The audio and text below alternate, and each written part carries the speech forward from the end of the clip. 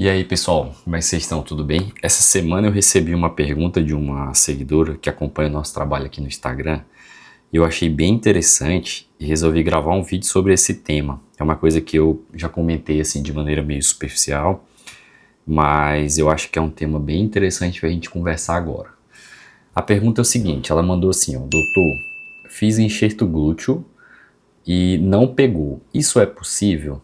A pergunta dela foi basicamente isso. Então, o que eu deduzi, né? A paciente fez uma lipoaspiração, pegou aquela gordura da lipoaspiração que a gente aproveita na cirurgia e colocou no glúteo.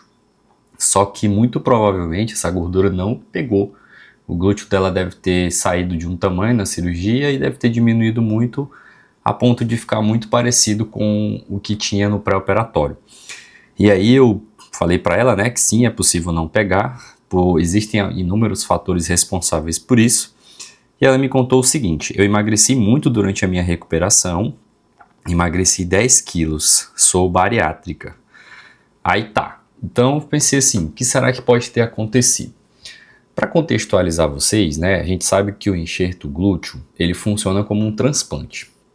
Todo transplante, ele precisa de algumas coisas que fazem ele funcionar ou não funcionar, ou rejeitar, digamos assim, né?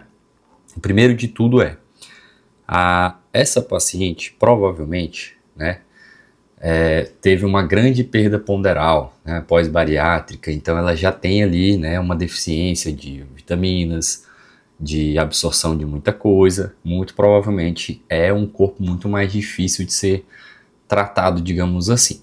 Mas vamos lá, voltando para a parte do enxerto glúteo, né? Esse enxerto ele depende de alguns fatores, como eu falei para vocês. Primeiro de tudo, eu preciso saber como é que está o leito que vai receber esse enxerto. Todo enxerto eu preciso colocar ele em alguma área e essa área ela vai ser responsável, né, por nutrir, por integrar esse enxerto ali no local onde eu estou colocando.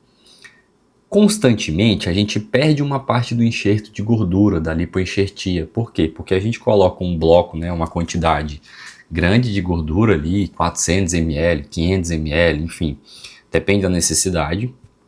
E inicialmente, logo de cara, a gente vai perder uma parte dessa gordura que não vai integrar naquele leito.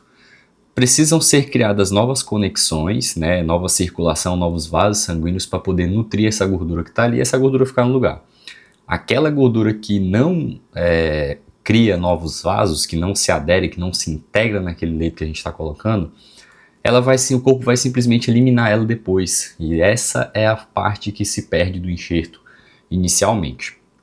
A nossa proporção, né, a nossa previsão média é de que sejam perdidos aí algo entre 30% a 40% mais ou menos do volume que a gente colocou. Então se você coloca 500 ml de cada lado, dá 1 litro total de gordura, estima-se que algo em torno de 300 a 400 ml serão perdidos, né? 150 a 200 para cada glúteo. Então o que a gente faz, a gente coloca sempre para mais, né? Visando melhorar, aumentar a quantidade de integração.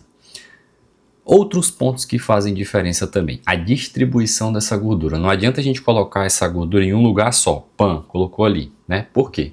A gente precisa espalhar essa gordura. Quanto mais espalhada essa gordura tiver, mais chance da gente ter contato com outras áreas e mais chance dessa gordura criar novos leitos, novos vasos ali para poder fazer a nutrição dessa gordura. Outro fator importante, não pode ter nenhum tipo de trauma, nenhum tipo de compressão. A partir do momento que a gente coloca a gordura, ela é muito sensível, então qualquer variação, né, de compressão, de trauma, enfim, pode deslocar aquilo ali e fazer com que a gente perca aquele enxerto de gordura naquele momento também. Outra coisa que é muito relevante, mas que a gente, né, às vezes negligencia, não orienta tão bem, é a questão da nutrição, desse aporte vascular ali. Então sim, né, terapias como a terapia hiperbárica, a câmara hiperbárica, melhoram a adesão, né, a integração desse enxerto no leito. É uma coisa que a gente não costuma solicitar de rotina, mas a gente está vendo que alguns trabalhos já mostram que isso melhora a integração dessa gordura. E por fim, né, levando em consideração que está tudo ok em relação a esses fatores que eu falei para vocês, a gente tem que observar a qualidade da gordura que foi aspirada. Se essa gordura for uma gordura ruim, né, e é por esse motivo que a gente não coloca, por exemplo, a gordura do lipedema, né, que é uma gordura inflamada, uma gordura ruim, se essa gordura for uma gordura ruim, essa gordura não vai ter integração ali, porque ela já tem, né, fatores inflamatórios, e isso não vai integrar adequadamente no leito. A gordura tem que ser bem decantada, digamos assim, ela tem que estar o mais livre possível de elementos que não sejam células adiposas, né?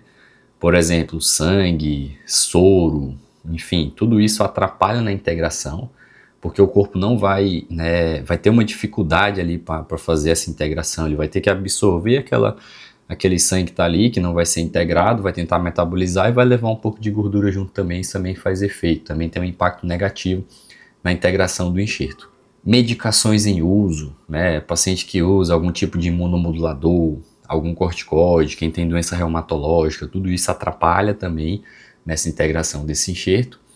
E são fatores que variam muito, mas a gente classifica basicamente isso em 3 tipos, né? Os fatores relacionados ao próprio paciente, né, ao leito receptor, fatores relacionados à qualidade dessa gordura, ao tratamento dessa gordura e a técnica que a gente usa para colocar. Como eu falei para vocês, não adianta a gente botar um bolsão de gordura, se a gente não distribuir isso adequadamente em todas as camadas, isso vai ter uma dificuldade, isso vai ter uma integração ruim.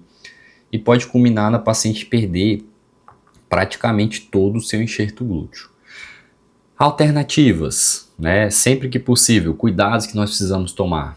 Boa técnica de aspiração, trazer uma gordura limpa, trazer uma gordura o mais pura possível, esperar, decantar, né? Tratar essa gordura se for o caso.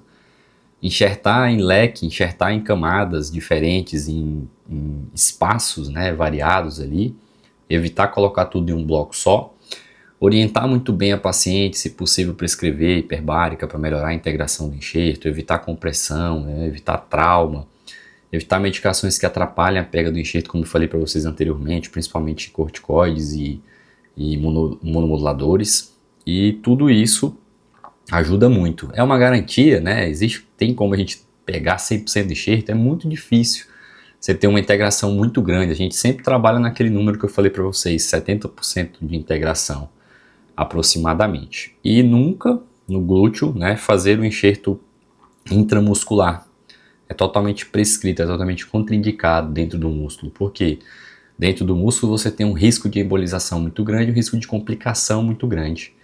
Então a gente sempre faz essa distribuição e essa aplicação no plano extramuscular, né, no plano subcutâneo profundo e no subcutâneo superficial, para garantir que a gente vai ter, né, além de um bom resultado, uma segurança técnica adequada e evitar problemas que podem, né, acontecer infelizmente relacionados à enxertia glúteo. É um procedimento muito pedido no consultório, né, por vocês. A remodelação glútea com gordura, para mim, é o padrão ouro, é o melhor resultado, é o resultado mais seguro, é a melhor técnica que a gente tem atualmente, livre, né, de outras substâncias, enfim.